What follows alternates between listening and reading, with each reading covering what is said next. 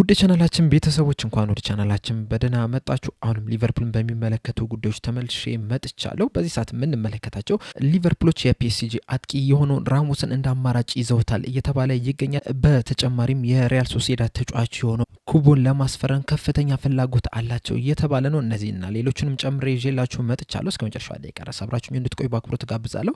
ሰብስክራይብ፣ ላይክ፣ ሼር እያደረጋችሁ የቻናሉ ቤተሰብ እንድትሆኑም በአክብሮት እጠይቃለሁ።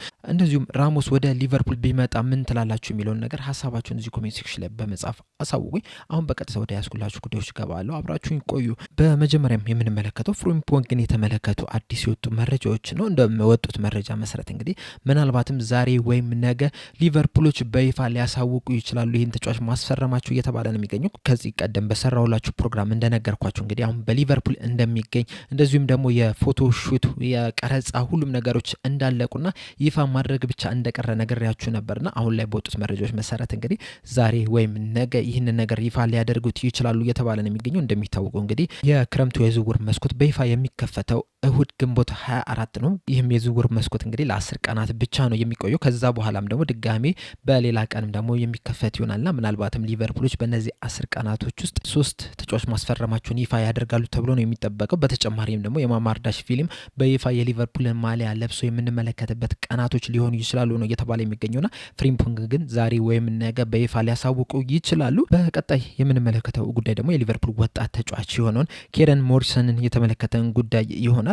አሁን ላይ በወጡት መረጃዎች መሰረት እንግዲህ በተለይ ደግሞ ፋብሪዚዮ ሮማኖ እንደተናገረው ከሆነ ወልቭሶች ይህንን የ18 ዓመት ወጣት ተጫዋችን ለማስፈረም ፍላጎት አላቸው። እንደዚሁም ደግሞ ሊቨርፑሎችን ቀርበው በዚህ ተጫዋች ዙሪያ ያለውን ሁኔታ ጠይቀዋል ነው እየተባለ የሚገኙና ምናልባትም ሊቨርፑሎች ይህን ተጫዋች ለወልቭስ ሊሸጡ የሚችሉበት ቻንስ አለ። በዚህ ሰዓት እንግዲህ ይህ ተጫዋች በሊቨርፑል ቆይቶ ድንቅ የሚባልን ጊዜን እያሳለፈ ነው የሚገኙና ሊቨርፑሎች ይሸጡታል ወይ የሚለው ነገር እንግዲህ በቀጣይ የምንመለከተው ጉዳይ ይሆናል።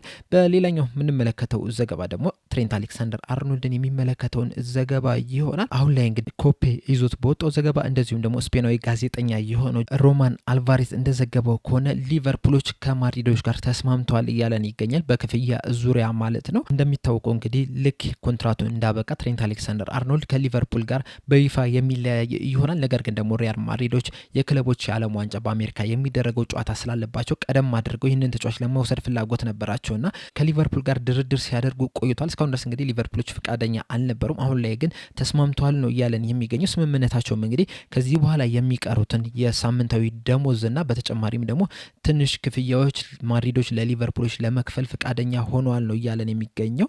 በዚህም መሰረት እንግዲህ ሊቨርፑሎች ከደሞዙ ብቻ ወደ 1 ሚሊዮን ፓውንድ አካባቢ የሚያገኙ ይሆናል። ከዛ በተጨማሪም ደግሞ ሪያል ማድሪዶች የሚከፍሉትም ክፍያ አለ ነው እየተባለ የሚገኘውና ምናልባትም ሊቨርፑሎች በአጠቃላይ ከ3 እስከ 5 ሚሊዮን ፓውንድ ባለው ሂሳብ ሊያገኙ የሚችሉበት ቻንስ አለ ነው እየተባለ የሚገኘው። እናም ሮማኖ አልቫሬዝ የተናገረው ነገር እንግዲህ እውነት የሚሆን ከሆነ ለሊቨርፑሎች ጥሩ ዜና ነው። ምክንያቱም እንግዲህ 1 ወር ቢቆዩ ይህንን ተጫዋች በነፃ ነው የሚያጡት። ምንም የሚያገኙት ነገር የለም። ጭራሽ ደሞዝ ከፍለውት ነው እንግዲህ ሊጠናቀቅ የሚችለውና ደሞዙንም ሳይከፍሉ የ1 ወር እንደዚሁም ደግሞ ተጨማሪ ክፍያም ከሪያል ማድሪድ የሚያገኙ ከሆነ እንግዲህ ከምንም የተሻለ ሂሳብ ያገኛሉ ተብሎ ነው የሚጠበቀውና ለሊቨርፑል ይህ ዜና ጥሩ ይመስለኛል።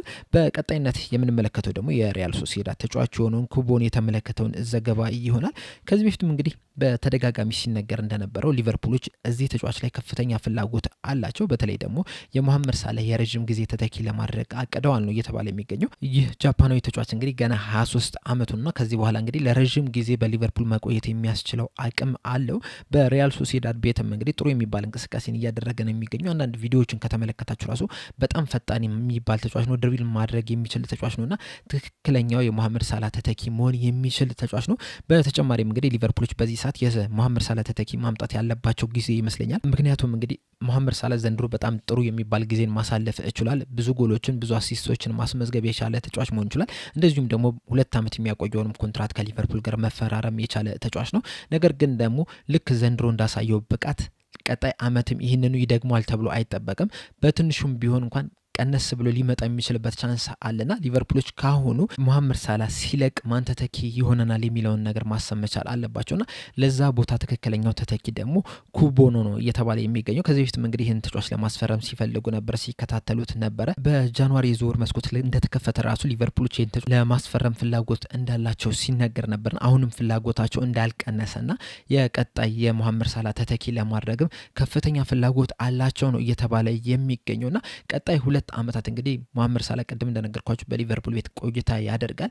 ነገር ግን በዛ ቆይታው ደግሞ ለሱ ትክክለኛ ተተኪ የሚሆን እንደዚሁም ደግሞ ሊያሳርፈው የሚችል ተጫዋች መምጣት መቻል አለበትና ይህ ተጫዋች እንግዲህ የመረጡት ከሆነ ትክክለኛ ተተኪ ይሆናል ካሉ ቀጣይ 2 ዓመታት እንግዲህ አንደኛ ፕሪሚየር ሊጉን የሚለምድበት፣ ሁለተኛ የሊቨርፑል አጫወት የሚለምድበት፣ ሶስተኛ ሀገሩንም የሚለምድበት ጊዜ ይሆናልና ከዛ በኋላ እንግዲህ መሐመድ ሳላ ቢወጣ ራሱ ይህ ተጫዋች የሱን ቦታ ከቨር ሊያደርግለት ይችላል። እንደዚህ አይነት ነገሮች እንግዲህ ከዚህ በፊት ሊቨርፑሎች ሲያደርጉት የነበረ ነው። በተለይ ደግሞ በማይክል ኤድዋርድስ ጊዜ ተተኪ ተጫዋች ከስር እያስቀመጡ አንድ ተጫዋች ሲወጣ እንግዲህ ያንን ቦታ በሌላ ተጫዋች ከቨር ሲያደርጉት ተመልክተናል። ለዚህ እንግዲህ ዋነኛው ምሳሌ የሚሆነው የሉዊስ ዲያዝ ነው።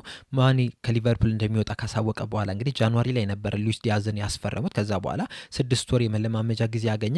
ልክ ማኒ ሲወጣ ግን ያንን ቦታ በቋሚነት ሉዊስ ዲያዝ ተረክቦታልና አሁንም መሐመድ ሳላህን ቦታም እንግዲህ እንደዛ ለማድረግ አስበዋል ነው እየተባለ የሚገኘው። ይህ ተጫዋች እንግዲህ በሪያል ሶሲዳድ እስከ 2029 ድረስ የሚያቆየው ኮንትራት አለው። ነገር ግን ደግሞ የውል ማፍረሻ ኮንትራትም አለው ነው የተባለው። በዚህ መሰረትም እንግዲህ 60 ሚሊዮን ዩሮ ወይም ደግሞ 50 ሚሊዮን ፓውንድ ሊቨርፑሎች መክፈል አለባቸው ይህንን ተጫዋች ከሪያል ሶሲዳድ ለመውሰድ እየተባለ ነው የሚገኘው። ስናስበው ሂሳቡ ያን ያህል ውድ የሚባል አይደለም። በተለይ ደግሞ በዚህ ሰዓት ላይ እንግዲህ የተጫዋቾች የገዢ ዋጋ በጣም ከፍተኛ እየሆነ ነው እየመጣ ያለውና ለዚህ ተጫዋች ድንቅ የሚባል ተጫዋች ገና 23 ዓመት ለሆነው ተጫዋች እንግዲህ 50 ሚሊዮን ፓውንድ ወይም ደግሞ 60 ሚሊዮን ዩሮ ከባድ ይሆናል ተብሎ አይጠበቅም። ሊቨርፑሎችም እንግዲህ ምናልባትም ደፍረው ይህንን ተጫዋች በዚህ የክረምት የዝውውር መስኮት ሊያስፈርሙት የሚችሉበት ቻንስ አለ ነው እየተባለ የሚገኘው። ሌላኛው በመጨረሻ የምንመለከተው ጉዳይ ደግሞ የፒኤስጂ ተጫዋች የሆነውን ራሞስን የተመለከተውን ዘገባ ይሆናል። ሊቨርፑሎች እንግዲህ ይህንን ተጫዋች እንደ አማራጭ ይዘውታል ነው እየተባለ የሚገኘው። ይህንንም ዘገባ ይዞልን የወጣው ደግሞ አንፊልድ ዋች ነው። እንደ አንፊልድ ዋች ዘገባ ከሆነ እንግዲህ በዚህ ሰዓት ላይ የተለያዩ ተጫዋቾችን ሊቨርፑሎች እየተከታተሉ ነው የሚገኙት። ነገር ግን ደግሞ የነዚህ ተጫዋቾች ዋጋ ከራሞስ አንጻር ስንመለከተው በጣም ውድ ነው የሆነ ያለው። በቅርቡ እንኳን ስሙ ከሊቨርፑል ጋር በስፋት የተያዘው ኤኬቴኬ እንኳን ከተመለከት ነው ወደ 100 ሚሊዮን ዩሮ አካባቢ ሊቨርፑሎችን ሊያስወጣ ይችላል።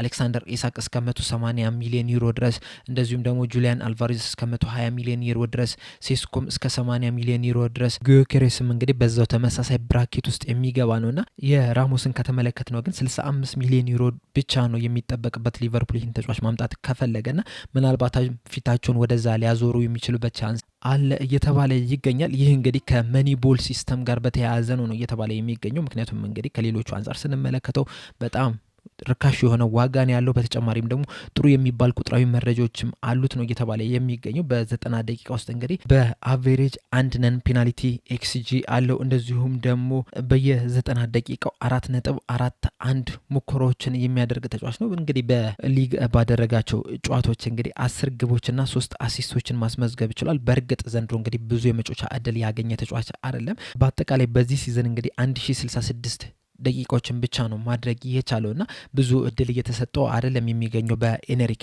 በዛም ምክንያትም እንግዲህ ምናልባትም ከፒኤስጂ ሊወጣ የሚችልበት ቻንስ እየሰፋ ነው የሚገኘው። ሊቨርፑሎችም እንግዲህ ያንን ነገር ተጠቅሞ ነው ይህን ተጫዋች ለማስፈረም ፍላጎት አላቸው እየተባለ የሚገኘው። በተጨማሪም እንግዲህ ወደ ፒኤስጂ ከሚሄዱ በፊት ሊቨርፑሎች 2022 ላይ ይህን ተጫዋች ለማስፈረም ፍላጎት ነበራቸው። በተለይ ደግሞ በዛ ሰዓት የስፖርቲንግ ዳይሬክተር የነበረው ጁሊያን ዋርድ ይህንን ተጫዋች በጣም ይፈልገው ነበረ፣ ወዶት ነበረ። ባየው ነገር እንግዲህ ተደስቶ ነበርና እሱን ለማምጣት ፍላጎት ነበረው።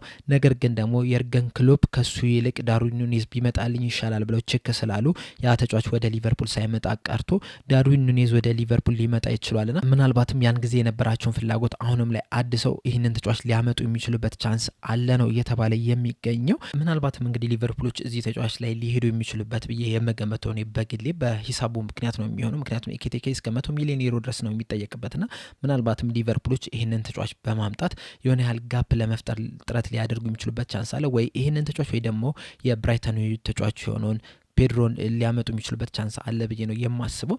ዋናው ነገር ግን ምንድን ነው አሰልጣኝ አርነ ስሎት ይህንን ተጫዋች ይፈልጋሉ የሚለው ነገር ነው። ከእሱ አጨዋወት ጋር ይሄዳሉ ወይ እሱስ መርጦታል የሚለውን ነገር ነውና አሰልጣኝ አርነ ስሎት ይሄ ተጫዋች ይመቸኛል ካለ እንግዲህ ሊቨርፑሎች ቢያስፈርሙት ብዬ አስባለሁ። ምክንያቱም እንግዲህ ዋናው ነገር ምንድነው አሰልጣኙ ከሚፈልገው አጨዋወት ጋር ይሄዳል ወይስ አይሄድም የሚለው ነገርና የሚሄድ ከሆነ ቢያስፈርሙትም ያን ያህል ችግር አለው ብዬ አላስብም። የእናንተ ሀሳብስ ምንድነው? ይህን ተጫዋች ቢያመጡት ይሻላል ወይስ ሌላ ተጫዋች ላይ ትኩረታቸውን ቢያደርጉ ይሻላል የሚለውን ነገር እዚህ ኮሜንት ሴክሽን ላይ በመጻፍ አሳውቁኝ። በቀጣይ በሌላ እስከምንገናኝ ድረስ ሰብስክራይብ፣ ላይክ፣ ሼር ማድረግ እንዳትረሱ። ቻው